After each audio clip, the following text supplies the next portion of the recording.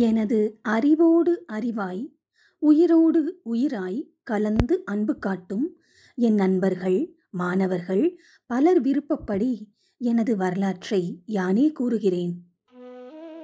எல்லா உயிர்களுக்கும் அமைத்தது போன்றே எனக்கும் யான் பிறக்கும் போதே என் வாழ்நாட்கள் முழுமைக்கும் தேவையானவற்றையெல்லாம் அமைத்து எனது பிறப்போடு இணைத்து வைத்திருக்கும் தெய்வீக ஒழுங்கமைப்பை, அதன் பெருமையை நினைந்து நினைந்து கனிந்து கனிந்து மகிழ்ந்து மகிழ்ந்து என் வரலாற்றை நண்பர்களுக்கு கூற விழைகிறேன்.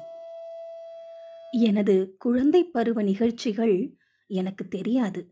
என் மூத்த அக்காள் வாயிலாக கேட்டறிந்தபடி கூறுகிறேன்.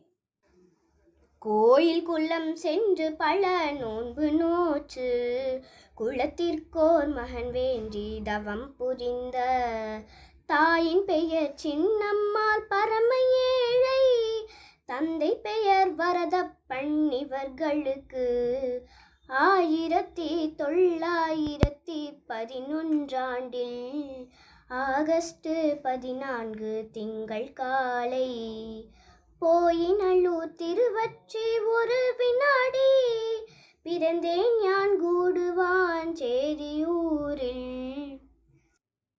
அன்னை தந்தை இருவருமே ஊருக்கு பொது தொண்டர்கள். என் தந்தை நாடி பார்ப்பதில் நிபுணர். மூலிகைகளைக் கொண்டே கஷாயம், கலிகம், சூரணம் தயாரித்து நோயாளிகளுக்கு கொடுப்பார். அவர் மருந்துக்காக காசு வாங்கியதே இல்லை. என் அன்னையும் ஊர் தொண்டாற்றி வந்தார். ஊருக்கெல்லாம் அவர் அன்னைதான். திருமணம், பிள்ளைப்பேறு எவர் இல்லத்தில் நடந்தாலும் என் அன்னையின் தொண்டு அங்கெல்லாம் சிறந்து விளங்கும். இத்தகைய தியாக சீலர்களுக்கு மகனாக பிறந்ததில் பெருமை கொள்கிறேன். நான் பள்ளிக்கூடம் செல்லும்போது என்னை கூடவே அழைத்து போய்விடுவார் என் தந்தை. எனக்கு படிப்பில் மிகவும் விருப்பமாகவே இருந்தது. பள்ளி படிப்பு 3ஆம் வகுப்போடு முடிவு பெற்றது. அந்த வயதில்தான் என் பெற்றோரின் வறுமையை உணரும் நாள் ஒன்று வந்தது. என்னை கண் கலங்கி உருக வைத்து என் உள்ளத்தில் ஆழப் பதிந்த அந்த நிகழ்வுதான் என்னை பிற்காலத்தில் ஒரு கடமை வீரனாக மாற்றியது. என் அருமை அன்னையும் தந்தையும் என்னை கெஞ்சி கொஞ்சி சொல்வார்கள், அண்ணா அதிகமாக நெசவு செய்யாதேடா. அம்மா, தறி நெய்வது எனக்கு ரொம்ப பிடிச்சிருக்குமா. சொன்னா கேளப்பா, உடல் இளைத்து விடும். அந்த ஆசை நம்ம குடும்பத்துக்கு நன்மை தானமா தருது. தறியில் இருந்தபடியே எப்போதும் எதிர்காலத்தை பற்றி சிந்தித்துக் கொண்டே இருப்பேன். 12 வயதிற்குள் எனது உள்ளம் சில குறிப்பிடத்தக்க வினாக்களை எப்போதும் எழுப்பிக் கொண்டே இருக்கத் தொடங்கியது. அவை இன்ப துன்பம் எனும் உணர்ச்சிகள் யாவை? இவற்றின் மூலமும் முடிவும் என்ன? நான் யார்? உயிர் என்பது என்ன? நோயும் முதுமையும் ஏன், எப்படி உண்டாகின்றன? கடவுள் யார்? பிரபஞ்சத்தை ஏன் அவர் படைத்தார்? ஏழ்மை ஏன், எப்படி உண்டாயிற்று? அதை போக்குவது எப்படி? வறுமையை போக்க வேண்டுமென்ற திட்டத்தின்படி ஆங்கிலம் படிக்கத் தொடங்கிவிட்டேன். கடவுளை காண வேண்டுமே. அதற்கு இறை வழிபாட்டில் ஆழ்ந்த நிலையை செலுத்தினேன். பிள்ளையார் வணக்கம் எளிதில் எல்லா வெற்றிகளையும் அளிக்கும் என்று கேள்விப்பட்டிருந்தேன். எங்கள் வீட்டில் பிள்ளையார் இல்லை. கோயில் பிள்ளையாருக்கே பூசை செய்வது என்று முடிவு கட்டினேன். ஒரு நாள் தண்ணீர் ஊற்றும் போது பிள்ளையார் சிலையை பார்த்தேன். அதில் செதில் செதிலாக அழுக்கு ஒட்டி கொண்டிருந்தது. அது பிள்ளையாருக்கு வலிக்கும் போல் தோன்றியது. அடடா, பிள்ளையார் மேல செதில் செதிலா அழுக்கு ஒட்டியிருக்கே. பிள்ளையாருக்கு வலிக்கும்ல. கதவை சாத்திவிட்டு ஒரு கொட்டாங்குச்சி ஓடு கொண்டு பருக் பருக்கென்று சுரண்டி கொண்டிருந்தேன். இதை வெளியிலிருந்து கேட்டுக்கொண்டிருந்த ஒருவர், யாரப்பா அது உள்ளே? உள்ளே என்ன சத்தம்? என்ன செய்கிறாய்? ஐயா, நான் தாங்க பிள்ளையார தேய்ச்சி கழுவிக்கிட்டு இருந்தேன். கொட்டாங்குச்சி எடுத்து பிள்ளையாரை சுரண்டுகிறாயே, அறிவு கெட்டவனே! ஐயோ, பிள்ளையாருக்கு அபச்சாரம் செய்து விட்டேனே. பிள்ளையாருக்கு அபச்சாரம் செய்து விட்டேனே என்று எனது பிஞ்சு உள்ளம் மிகவும் வருந்தியது. 16 வயது முதல் தொடங்கி நான் செய்யும் ஒவ்வொரு செயலுக்கும் காரணம் காண முனைந்தேன். பண்டிகை நாட்களில் படையல் போடுவது எதற்காக அம்மா? கடவுள்தான் நமக்கு வாழ்வளிக்கிறார். அதனால் அவருக்கு நாம உணவு படைக்கிறோம். உடல் உள்ளவர்களுக்குத்தான் பசியுண்டு, உணவு தேவை. ஆனால் கடவுளுக்கு உடல் இல்லையே. அவர் அரூபம், ஆகவே அவருக்கு உணவு தேவையில்லை. ஆயினும் கடவுளை நினைந்து நாம் உணவு கொள்ள வேண்டும். இதுவே படையலுக்கு அர்த்தமாக இருக்கும். சரிப்பா, நீ சொன்னா சரியாதான் இருக்கும். இந்த சந்தர்ப்பத்தில்தான் எனக்கு ஒரு மகான் இல்லற ஞானி ஆசானாக கிடைத்தார். அவர் பெயர் வைத்திய பூபதி எஸ் கிருஷ்ணராவ். அவர் ஆயுர்வேதம், சித்த மருத்துவம், யுனானி மருத்துவம் மூன்றிலும் சிறந்த நிபுணர். தத்துவ ஞானத்தில் ஒரு மேதை. ஒரு நாள் அவர் வேறு யாருடனோ தத்துவ ஞானத்தை பற்றி உரையாடிக் கொண்டிருந்தார். நான் கடை ஓரத்தில் நின்று கொண்டு கூர்மையாக அவர் பேசுவதை கவனித்துக் கொண்டிருந்தேன். அவர் என்னை பார்த்து, நீ யாரப்பா, இங்கேயே நிற்கிறாய்? ஐயா, நான் குடுவாஞ்சேரியில் இருந்தவன். இங்கு வைத்தியர் சண்முக முதலியார் வீட்டுக்கு வந்திருக்கிறேன். அவர் எனது அக்காள் கணவர். எனக்கு ரேஸ் கிளப்பில் வேலை. உள்ளவாப்பா, உட்காரு. நீ விரும்பினா உனக்கு ஓய்விருக்கும் போதெல்லாம் இங்கே வந்து கொண்டிருப்பா. பிறகு வாரத்தில் 4 நாட்களிலும் அவரை சந்திப்பேன். எனது ஓய்வு நேரமெல்லாம் அவர் மருந்தகத்திலும் வீட்டிலும் இருந்து வந்தேன். பல இரவுகளில் அவருடன் தங்கியிருந்தேன். எனக்கு ஆயுர்வேத மருத்துவத்தை முறையாக சொல்லிக் கொடுத்தார். சித்த மருத்துவம் இடையிடையே இடம்பெறும். தத்துவ விளக்கம் நன்றாக போதித்தார். புருவத்திடையே தியானம் செய்யும் யோக முறையையும் போதித்தார். அவருக்கு என்னால் எந்த உதவியும் இல்லை.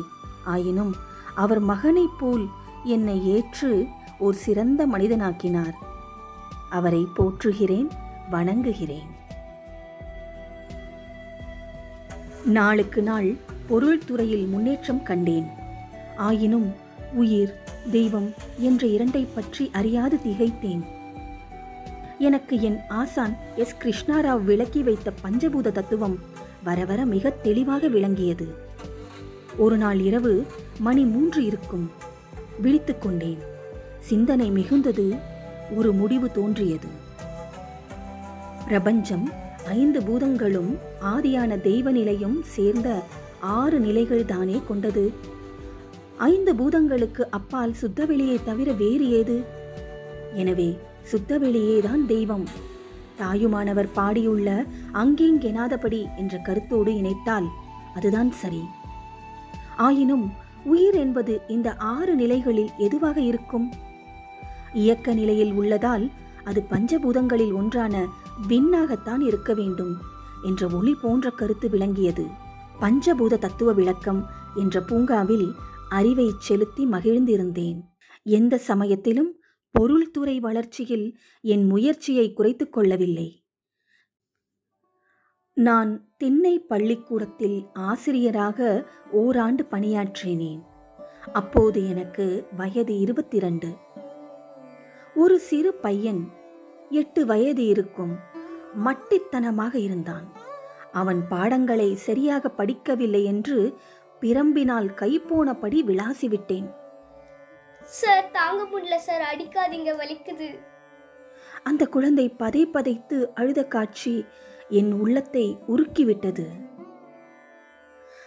அவன் கெஞ்சிய கூச்சலில் என் மனம் உடனே விழிப்பு நிலை பெற்றது. எனது கண்களில் நீர் பெருகிவிட்டது. அவனை அணைத்துக் கொண்டேன். இனிமேல் நன்றாக படிப்பா, நான் அடிக்க மாட்டேன். அன்று முதல் எந்த குழந்தையை கண்டாலும் அன்பு பாராட்டத் தொடங்கினேன். இது ஒரு கொடுமை. நான் என்னை மறந்து சினத்தால் ஆற்றியது. தவறு செய்தல் எல்லோருக்கும் இயல்புதான். சிந்தனை ஆற்றல் இல்லாதவர்கள் அந்த தவறுகளை பெருக்கிக் கொண்டே போவார்கள்.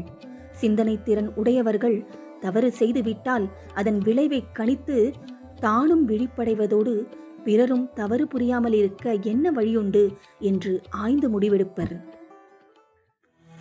போஸ்டல் ஆடிட் ஆபீஸ் உத்தியோகத்தை ராஜினாமா செய்த பிறகு எனது லுங்கி வியாபாரத்தை முழு முயற்சியோடு நடத்த முடிந்தது. வேதாத்ரி கலர் என்றால் மார்க்கெட்டில் நல்ல மதிப்பு. சிறுக சிறுக தறிகளின் எண்ணிக்கை கூடிவிட்டது. சுமார் 1000 தறிகள் விரைவில் என் கீழ் வேலை செய்தன. மாதம் ஒன்றுக்கு லுங்கி விற்பனை சுமார் 1,20,000க்கு உயர்ந்தது. வருவாய் பெருக்கத்தை நல்ல முறையில் செலவு செய்ய நல்ல திட்டங்களை வகுத்தேன். ஒவ்வொரு ஆண்டுக்கும் கம்பெனியின் நிகர வருமானத்தில் 25% நெசவாளர் எல்லோருக்கும் போனஸ். மனம் நிறைவாக இருந்தது. 2 கார்களில் ஒன்று இரவு நேரத்தில் எவர் கேட்டாலும் அவசர உதவிக்கு கொடுக்க தயாராக பெட்ரோல் போட்டு இருக்கும்.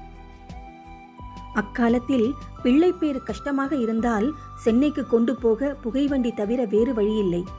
பிள்ளைப்பேற்றுக்காக கார் எவர் கேட்டாலும் பெட்ரோல் செலவு, டிரைவர் படி எதுவுமின்றி கார் கொடுப்பது என்று முடிவு செய்து அறிவித்துவிட்டேன். பயனடைந்த குடும்பங்கள் பல. இரவு நேரத்தில் தவம், தத்துவ ஆராய்ச்சி இவற்றில் ஈடுபட்டேன். நாள்தோறும் வாழ்க்கை அனுபவங்களில் விளக்கமாகும் கருத்துக்கள் கவிகளாகவே உருவாகும். இத்தகைய பாடல்கள்தான் இன்று உலக சமாதானம் என்ற பெருநூலாக அன்பர்களிடம் உலவி வருகிறது. மெய் விளக்க தவ முறையும் வாழ்க்கை முறையும் உலக சிந்தனையாளர்கள், அரசியல் தலைவர்கள், செல்வந்தர்கள், ஆசிரியர்கள், மாணவர்கள், விஞ்ஞானிகள் இவர்களுக்கும் பரவ வேண்டும். அப்போதுதான் உலகில் தனி மனிதன் வாழ்விலும் சமுதாய வாழ்விலும் நிலையான சமாதானம் அமையும். எனக்கு அமைந்த சூழ்நிலைகளை கொண்டு மனிதன் வாழ்வின் நலத்திற்காக நான் கண்ட விளக்கங்களை சுருங்க கூறி முடிக்கிறேன். மெய்ப்பொருள் எனப்படுவது சுத்தவெளி. புலன்மயக்கில் உள்ள அறிவுக்கு அது ஏதுமற்றதாக இருக்கிறது. அறிவை அறிந்து அதன் மூல இயக்க நிலையமாகிய உயிரை உணர்ந்து மேலும் அவ்வுயிர் மூலம் பேரறிவால் உணரும்போதுதான் மெய்ப்பொருள் விளக்கம் தெளிவாகும். இதற்கு முறையான அகநோக்கு பயிற்சியை ஒரு தெளிந்த ஆசானிடமிருந்து பெற வேண்டும். உலக சமுதாய சேவா சங்கம் என்ற பெயரில் ஒரு நிறுவனம் 1958ஆம் ஆண்டில் அமைத்தேன். ஆயிரக்கணக்கில் உலகில் இத்தகைய ஆசிரியர்கள் பெருக ஏற்பாடுகளை செய்துவிட்டேன். நாளுக்கு நாள் நான் முதுமையடைந்து வருகிறேன். வாழ்வில் நிகழ்ந்த பல சோதனைகளும் அளவுக்கு மீறிய உழைப்பும் என் உடலை மெலிய வைத்துவிட்டன. வாழ்நாட்களுக்குள் வாய்ப்பு கிட்டினால் மேனாட்டு அறிஞர்கள் சிலரோடு தொடர்பு கொண்டு எனது உலக அமைதி பணியை பற்றி விளக்கி அது எனக்கு பின்னும் சிறப்பாக செயல்பட்டு உலகுக்கு நலமளிக்கும் வண்ணம் செய்ய விரும்புகிறேன். மனவளக்கலை அன்பர்களின் கடமை. வேதாத்ரி மகரிஷி அவர்களின் உலக அமைதி கனவினை நிலைநாட்ட தனி மனித அமைதி வேண்டும் என்ற கொள்கையில் உலக சமுதாய சேவா சங்கத்தினை வளர்க்க ஆழியாறு அறிவு திருக்கோயில் உருவாக்கி அங்கு வருகின்ற அனைவருக்கும் தான் அனுபவத்தில் கண்ட வாழ்க்கை விளக்கங்களை எளிமைப்படுத்தி அனைவரையும் தன் தோள்பட்டை மீது உட்கார வைத்து உயர்ந்த நிலை அடைய செய்கிறார் இந்த குரு. ஐக்கிய நாட்டு சபையில் தங்களது கருத்து எடுக்கப்பட வேண்டும் என்று கன்சல்டேட்டிவ் ஸ்டேட்டஸ் பெற்று நம்மிடம் மேலும் அதை பரவச் செய்யும் பொறுப்பினை கொடுத்துள்ளார். விவேகானந்தர் 10 இளைஞர்களை கொடுங்கள், உலகை மாற்றிவிடலாம் என்றார். வேதாத்ரி மகரிஷியோ 5 அன்பர்களை கொடுங்கள், அவர்கள் உயிர், உயிரற்றது இரண்டையும் ஒன்றாக ஜாதி மத இன வித்தியாசமின்றி அனைத்தையும் காந்த அலையாக காணும் உணர்வினை தருகிறேன் என்கிறார்.